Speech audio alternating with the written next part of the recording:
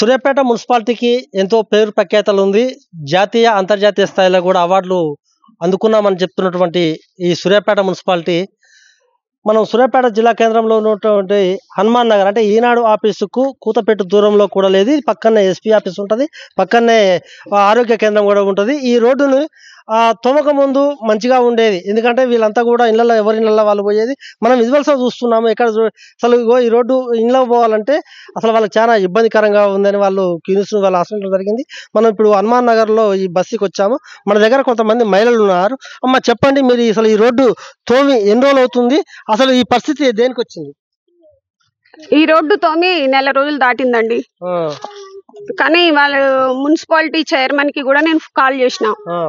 Sir ఇంత తొందరగా ఎట్లా అవుతుందమ్మా, వారం 10 రోజులు టైం పడుతుంది కదా అన్నాడు. అంటే సరే అండి, మరి వారం 10 రోజుల తర్వాత అయినా మరి దానికి కొంచెం చూడండి అని అంటే నేను తెలుసుకుంటా అన్నారు సార్.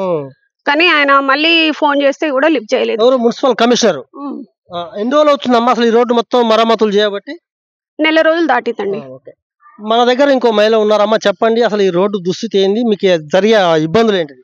మా బైక్లన్నీ బయట ఉంటున్నాయి సార్. ఇక్కడ దొంగల భయం ఎక్కువ ఉంది, ఎందుకంటే ఊరు బయటకు ఉంది. ఇది కేసారం రోడ్డు, చక్కగా మిర్యాలగూడెం వెళ్తుంది, ఇటు నుంచి వెళ్తే బైపాస్.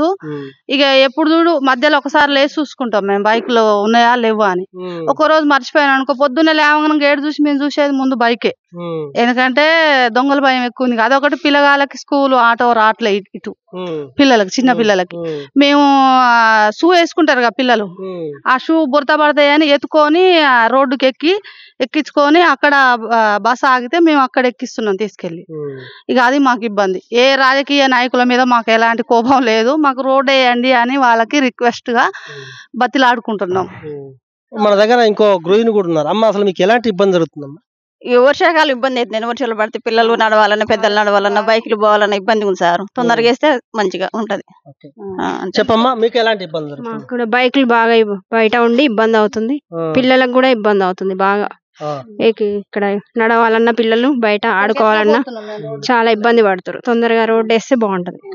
ఇక్కడ మనం విజువల్స్ లో చూస్తున్నాము.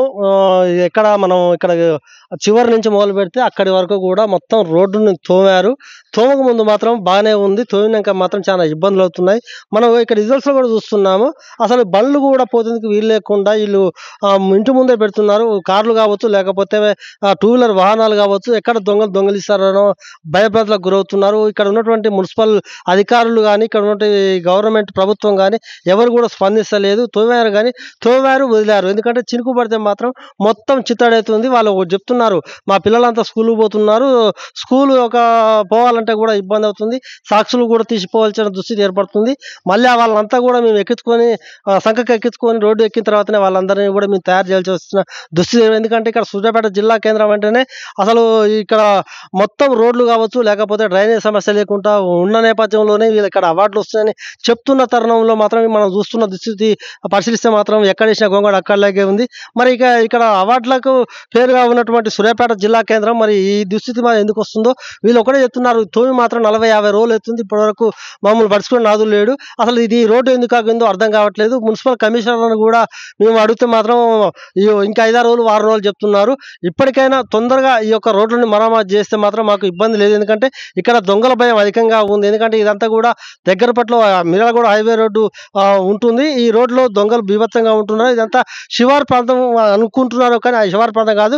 ఇదంతా కూడా నేషనల్ హైవేకు ఒక కూతపేట దూరంలో ఉంది. ఖచ్చితంగా మాకు రోడ్డు వేసి మమ్మల్ని కాపాడాలని వాళ్ళంతా మహిళలు కోరుకుంటున్నారు.